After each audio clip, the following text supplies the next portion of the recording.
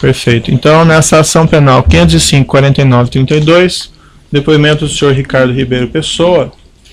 Antes de iniciar a oitiva, o defensor do senhor Antônio Palocci e do senhor Branislav Conti, que pediu a palavra. Então, doutor, por gentileza. Para manifestar contradita ao do senhor Ricardo, que aqui se acha presente, que não pode ser qualificado como testemunha, mas sim como informante, e não deve prestar o compromisso do estilo, na medida em que tem interesse direto no desfecho da causa. É que, sendo o delator, a avaliação do conteúdo de suas informações e de suas colaborações, obviamente, estão vinculadas à reafirmação da veracidade das narrativas que fez. E, caso esta veracidade não se confirme, obviamente, sofrerá os prejuízos contemplados no próprio texto da lei. Este é o entendimento do Egrégio Superior Tribunal de Justiça, conforme decisão proferida no habeas corpus 75.856 de São Paulo, em data de 6 de dezembro de 2016, relator ministro Nefe Cordeiro, em que o Superior Tribunal de Justiça, pela brilhante lavra de Sua Excelência, afirma que pessoas que depõem nessas condições não podem receber a qualificação de testemunha, mas sim informante. Aliás, este é um tema antigo. Malesherbes, o advogado de Luís XVI, já dizia que quando os delatores são recompensados, não precisamos de verdadeiros culpados, apenas de acusados.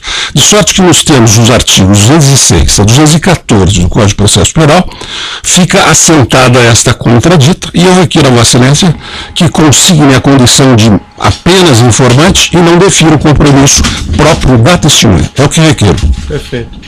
Eu ouviria aqui o Ministério Público as demais partes, mas como esse é um assunto recorrente perante esse juiz, e o juiz já tem a posição a esse respeito, o fato é que o acusado em questão, ele não é acusado nesse processo, e então ele só pode depor como testemunha ou como informante. E a Lei 12.850, ao tratar de colaboração premiada, diz explicitamente que ao colaborador deve ser tomado o compromisso de dizer a verdade. Na verdade, também nós temos aí que esclarecer que esse compromisso de dizer a verdade é mais uma proteção em relação às pessoas às quais o depoimento dele pode incriminar, do que propriamente uma proteção ao próprio colaborador. Ao contrário, ele depõe sob o ônus de dizer a verdade. Então, a pretensão de não ouvi-lo como testemunha sem compromisso, no fundo, acaba representando um prejuízo, no entender do juiz, às próprias defesas.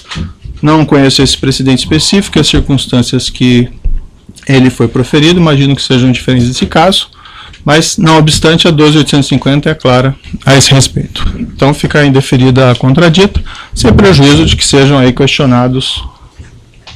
questionada a credibilidade da testemunha no momento apropriado. Excelência, apenas para abreviar os trabalhos do juiz, essa contradita vai ser comum a todos os colaboradores, de modo que a defesa vai se preservar o direito de não reprisá-la à medida em que isso for ouvido. Certo. Então podemos prosseguir.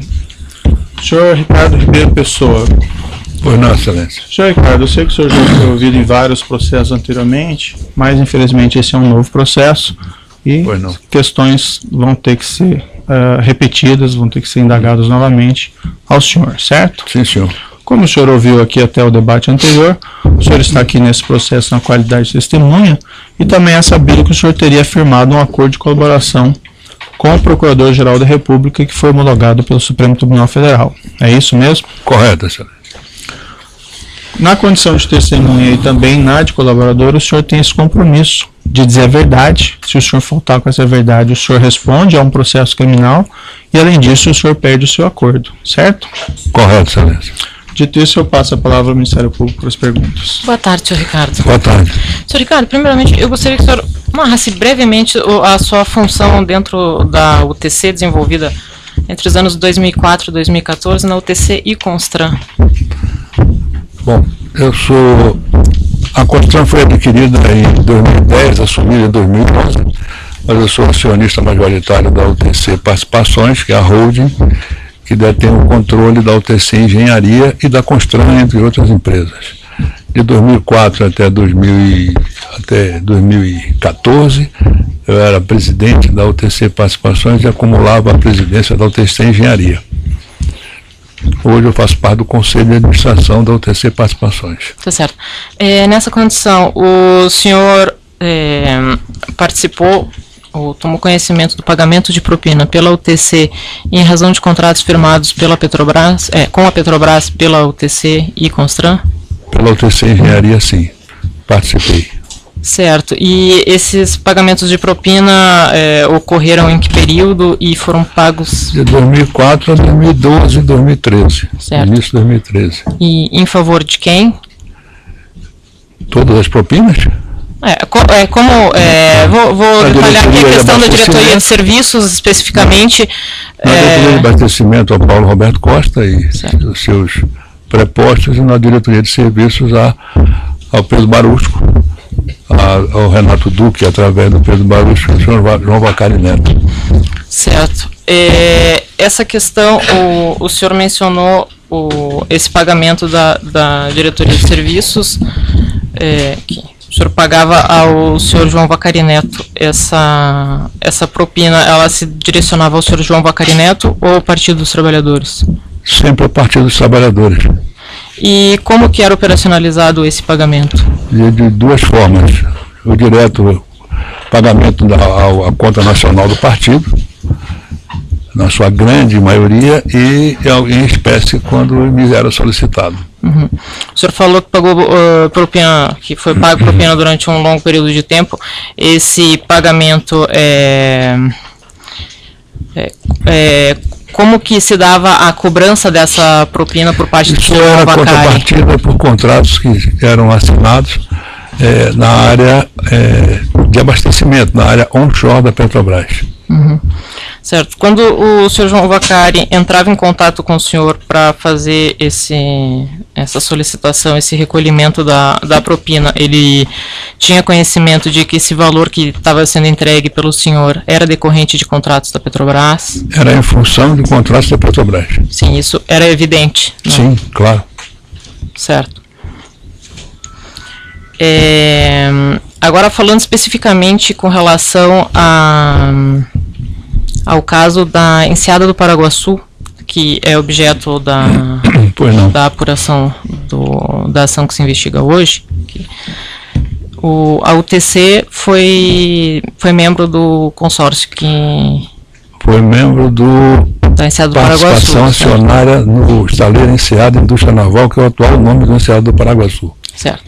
E o senhor sabe se houve solicitação de propina nesse caso da Enseada do Paraguaçu? Com relação às sondas de perfuração, sim, me foi solicitado umas 2 vezes pelo João Vacari um percentual que eu não aceitei e nem discuti com ele.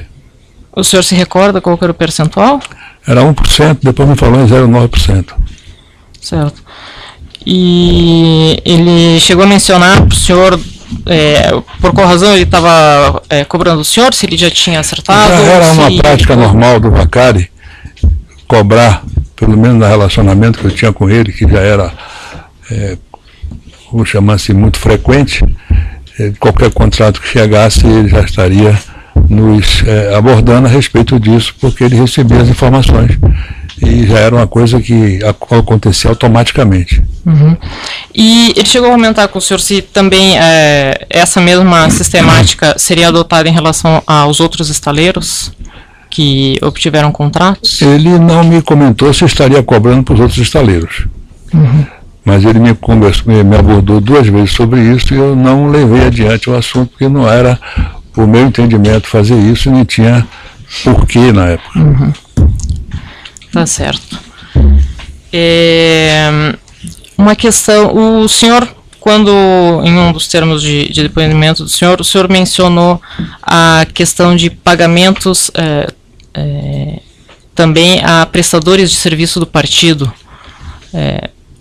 Isso ocorreu também? Quando nessa parte da propina também? O que está na minha colaboração é alguma coisa que o Vacari tenha me pedido. Certo. A questão dentre os valores de propina que eram solicitados, sim, esse valor que foi destinado a prestadores de serviço do partido foram deduzidos? Sim, algumas vezes da minha conta corrente com o João Vacari. Certo. O senhor mencionou a questão de uma conta corrente com o João Vacari.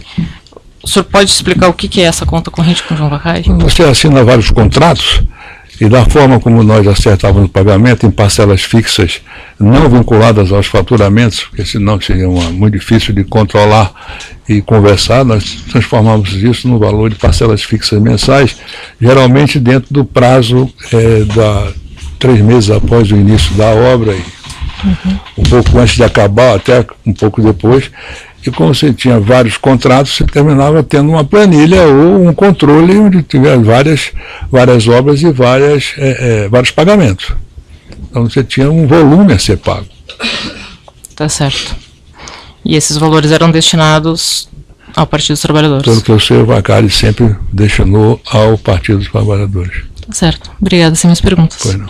O aceito de acusação tem indagações? Sem perguntas.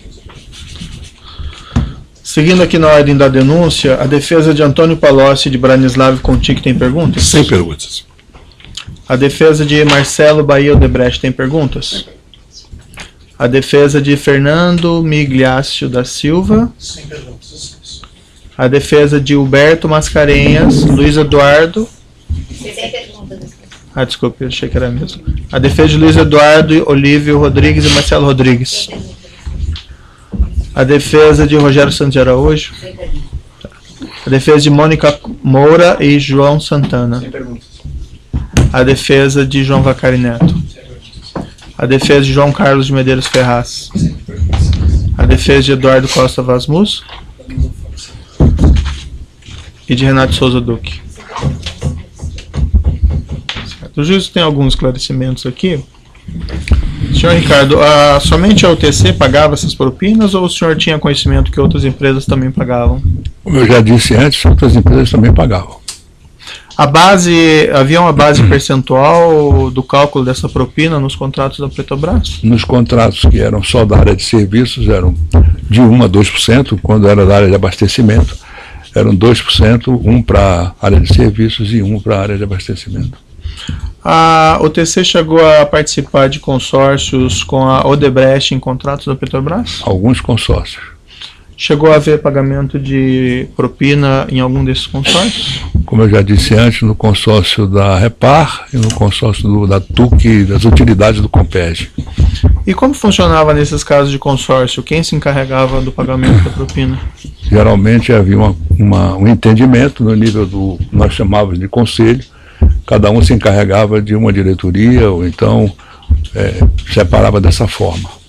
O senhor chegou a conversar com dirigentes da Odebrecht a respeito de pagamento de propina em contratos da Petrobras? Conversei com o Márcio Faria. Mais alguém? Não, um pouco com o Rogério Araújo, mas sempre em decorrência da conversa de Márcio Faria. O senhor mencionou aquele caso do estaleiro do Enseada de Paraguaçu, que teria havido solicitação de pagamento de propina pelo senhor João Vacari, é isso? Perfeito. E o senhor disse que se o senhor se recusou, o senhor pode me explicar por que nesse caso o senhor recusou e não nos anteriores? Foi uma oportunidade que demorou muito tempo de acontecer, com muitas indas e vindas. Depois aconteceu como se fosse um afretamento, onde a UTC não tinha nenhuma participação, porque não era operadora de sondas. Nós participávamos apenas como sócios minoritários do estaleiro Enseada, e tão minoritários que nós não tínhamos por que estar ouvindo isso de alguém. E eu posso lhe adiantar que também havia praticamente o entendimento de que não deveria se pagar nenhum nem 0,9% em cima dos contratos das sondas, que esse era o contrato de construção, que era o contrato que a SET Brasil tinha para com os estaleiros. Quem eram os sócios da UTC no Enseada de Paraguaçu? A Odebrecht, a OAS e a UTC. O representante da Odebrecht nesse consórcio, o senhor chegou a conversar com ele? Do estaleiro? Isso. Era o representante da Odebrecht, era o Márcio Faria. Márcio Faria. O senhor tem conhecimento se essa mesma solicitação de propina foi levada a Odebrecht, nesse caso da Enseada do Paraguaçu? Não, Márcio me falou uma vez só e depois o próprio Vacário disse que eu encaminhei eles. Se quiser procurar, procura o Odebrecht, que eu não vou tratar disso. E o senhor sabe se ele efetivamente procurou? O combinado era que não ia se pagar, O combinado com quem? com a Odebrecht e com a OAS. Então, até o senhor, onde tem presente, não teria sido pago. Pelo estaleiro, de acordo com as auditorias que nós temos, uma auditoria pelo menos, eu tenho conhecimento, não saiu recursos do estaleiro para esse pagamento. E o senhor tem conhecimento se os seus sócios, porventura, pagaram sem o seu conhecimento? Não com recursos do estaleiro, não tenho conhecimento. O senhor conhece o senhor Antônio Palocci? Conheço, sim, senhor. O senhor Branislav Kontik? Conheço também. O senhor teve discussões com eles a respeito de pagamento de vantagem indevida? Momento algum. Nesses casos de pagamentos que o senhor mencionou de propinas ao Partido dos Trabalhadores, o seu interlocutor sempre foi o senhor João Vacari? Sempre tratei isso com o Vacari. O senhor João Vacari alguma vez informou o senhor que tratava com outras pessoas a esse respeito? Não, senhor.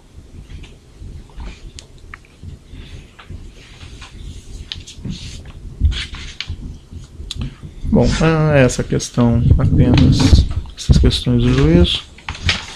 Então aqui eu declaro encerrado o depoimento do senhor Ricardo Ribeiro Pessoa.